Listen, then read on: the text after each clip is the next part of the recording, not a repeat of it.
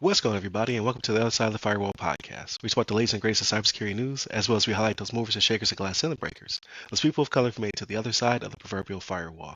My name is Ryan Williams, and as always, I'm joined by Shan Tynes. What's up? And Chris Abacon. What's going on, everybody? What's going on? So, welcome to the Tuesday episode. So, Monday, Tuesday are topics, Wednesday discussion, Thursdays Ask a CISSP. Definitely check out the previous one I had with Matthew Hale, which is very topical for February, right? Black History Month. We talk about his website, We Gonna Learn Today, which is one of the biggest Black historical websites out there. So, definitely check that one out. And then Fridays, everything else, movies, books, games, all that cool stuff. But without further ado, I give it to Shannon. All right, everybody. So this article comes from the Record.media, written by Joe Worminski, and the title of this one is Recent Ghost Cring /Cring Ransomware Activity Prompts Alert from FBI and CISA, right? So they're talking about this new group that's out there, not necessarily a new group, right, but a ransomware group known as Ghost, right? So they always got the cool names, and they've been exploiting vulnerabilities in software and firmware over the last few years. But here's what gets me about it, right? It's not like they're doing anything too groundbreaking, right? What they are doing is they are going through and they are looking for old vulnerabilities that have not been taken care of already, right? Like stuff that's already out there that the public knows about, right? They're not addressing any 0 days or anything like that. They even reference in the article that if they come across something that's too hard to get into, they're going to move on. They're going to go along their way, right? So, folks, we talk about this all the time, right? The stuff that is known is the easy stuff. Like if a 0 day happens, it's one of those things where it's like, okay, there's very little you can do about that, right? It wasn't known, came up quick, someone took advantage, right? It could be widespread. That's different than stuff that hasn't been patched or is old or is end of life that they're taking advantage of. And that's what they're doing here, right? And in the article, they talk about it. They're like, hey, a lot of the places, right, that they talk about that are critical infrastructure, they're talking about schools, universities, healthcare, government networks, religious institutions, like things we've talked about on this show, manufacturing companies, right?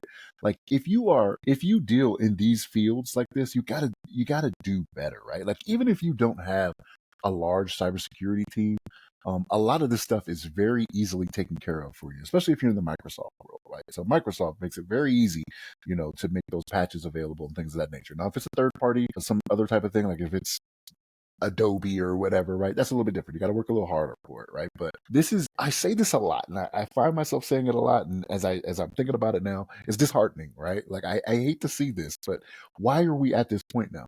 Like these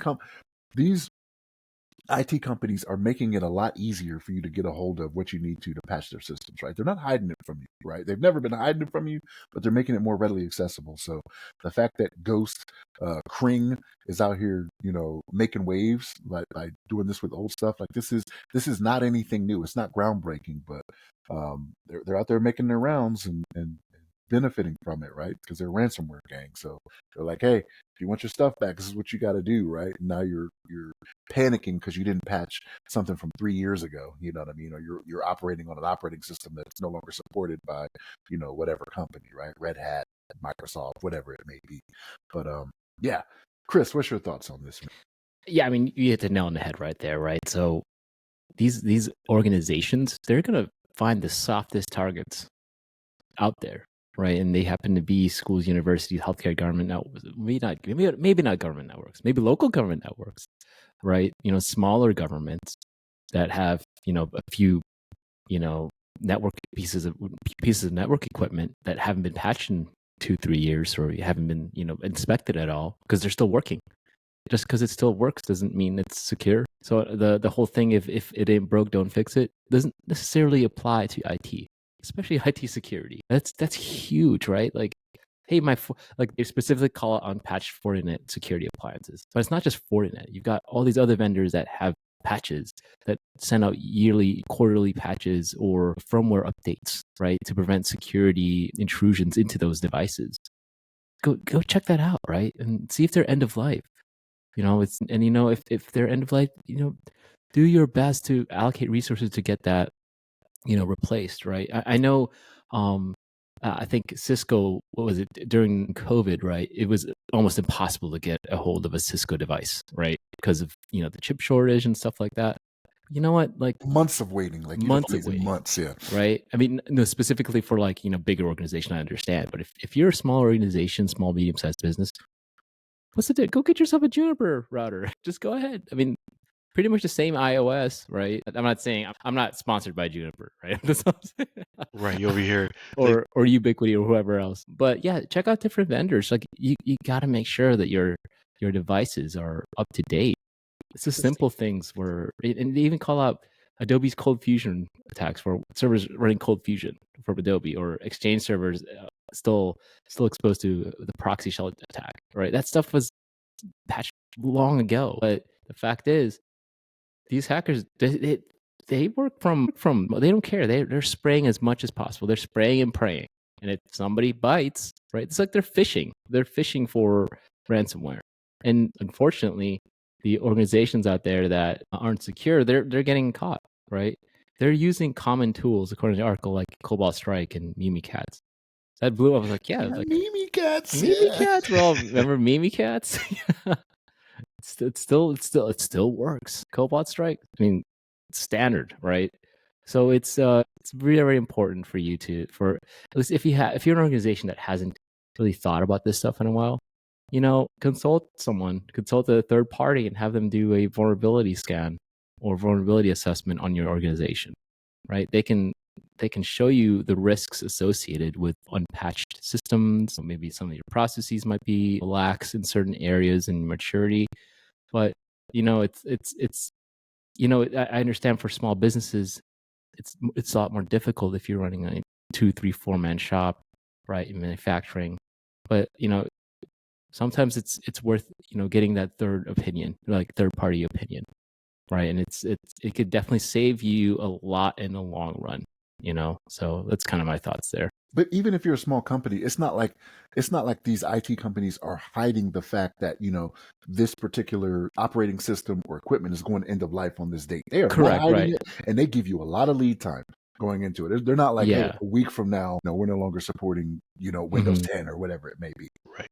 A ways out. Yeah, and first off, I think if you're a small organization, start out with a asset inventory. Take an inventory of everything you've got, and just cross-reference that inventory to the internet. And I promise you might find something that's out of the end of life. It's completely possible, but it's as simple as that, right? Like what's the serial number of this? Fortinet, right, or Cisco, or whatever it might be, and then cross-reference it and see if there's any updates needed for that. And I know it's probably a pain in the butt, but it's worth it, especially when you're protecting your information and your livelihood and business. Absolutely. So you bring up a lot of really good points, and we kind of talked a little bit about this offline about people trying to pretty much negate risk, right? They're like, I'll give it to somebody else. But in this instance, like if you're a mom and pop, or you're a small to mid-sized business that doesn't have a really robust IT staff, like if your CEO is also your IT person, right? In that regard, you have like some kind of switch in the closet that you never patch. You're susceptible to these old vulnerabilities, right? Your WannaCries, your Log4js, your things of that nature. If you never patch, you never like patch management, like not to be too hyperbolic, but it's kind of a science, right? Like you have to build out a schedule to know, hey, I need to go after these vulnerabilities because I have this equipment, and I need to mitigate downtime, and et cetera.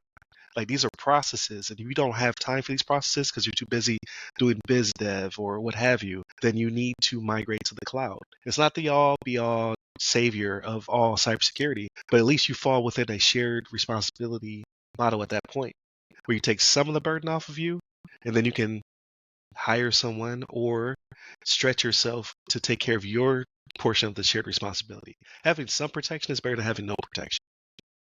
There's a lot of people just out there just like gambling, hoping that it'll never happen to me. They'll never target me because I'm too small, or like I don't know much about IT, so I'm doing the best I can. You're not. You're not doing the best you can. The best you could be doing is to share the responsibility with someone else, whether you hire somebody on your staff, which could be pricey or expensive, or you shift all your stuff into the cloud and then have a larger company, an Azure, AWS, provide some of this patch management for you. You still need to work on your TTPs, right? You still have skin in the game, but right now you're just out here just freestyling, and it's not going to wind up good for you. So that's my 2 cents. Like, because I hate to always push people towards the cloud because they think I'm completely protected because Microsoft is the best, or Google's the best to a certain extent. you still have to have your own responsibilities within this environment to protect your clientele, your information, things of that nature. But it's better than having nothing by a long shot.